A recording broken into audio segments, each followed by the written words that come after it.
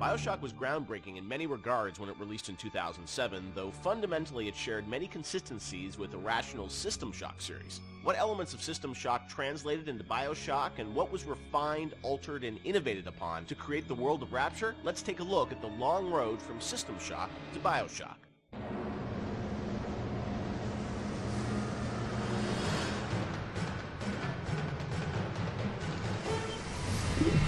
Everyone knows where the game ended up, but I think fans would be interested to learn where this game or the idea of doing this game started. And I think folks know System Shock and the legacy of that game, huge fan base. Did it start as a System Shock game initially?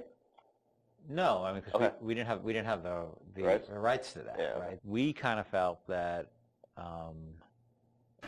there was more game design to mine there. That it was sort of when we did that one game, and it was sort of the first game that really combined shooting and RPG. And it was a very small budget. It was a very small team, and it was the first game we had ever done. So we got pretty lucky, I think, in terms of how well it came out. But but the odds were sort of stacked against it.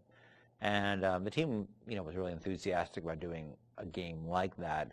And time had evolved, and the team was much more. We had done a bunch of games together, and we had a stable technology base, and we were like, okay, well, which System Shock 2 was not. I mean, that engine, no game had ever shipped on that engine. It was a very crude piece of technology. Most of us had never shipped a game at the time. So like, well, what if we had a stable technology base, and we had a team that was more experienced and more seasoned, and we had, an actual, like our director, and which we didn't really have on System Shock 2.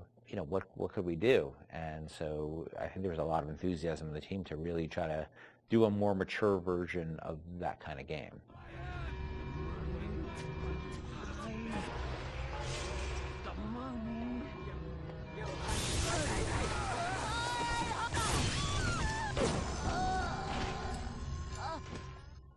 This is before we had sold the company to Take-Two, and we were an independent developer, right? We were sitting there, we were using the money we made from other development deals we had, and we would try to scrape together whatever time and money we had to work on this thing. And it was not actually something I was particularly keen on doing. The team was much more keen on doing a sort of a System Shock-ish game than I was, because... That's what you were pitching, right? Like System Shock 3 at one point, right? Well, I mean, there was an actual System Shock 3 that we were pitching back in the day when we were right after System Shock 2, but that never happened. Right, yeah. We couldn't get anybody interested because System Shock 2 sold like 5 copies, right? And so as the business guy, the guy who had to not only just sort of write the content, but the guy who had to go out and get the deals and pay everybody, I wasn't particularly excited about doing this, because